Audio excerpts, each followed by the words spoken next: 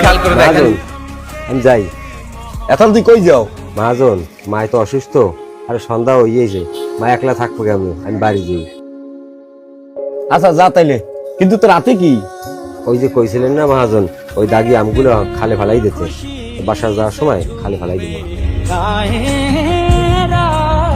বাবা আমার সময় না 2 কেজি আম লইয়েও রাইতে 2 আনতে পারতাম।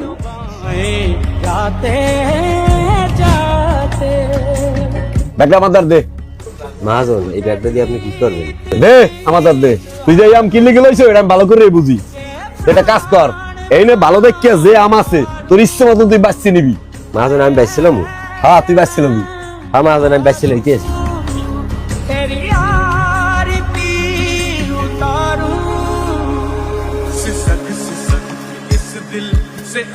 মহাজন এম করলাম।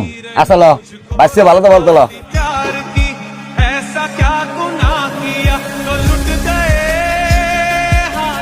মহাজন বলছি কি করবো এগুলো?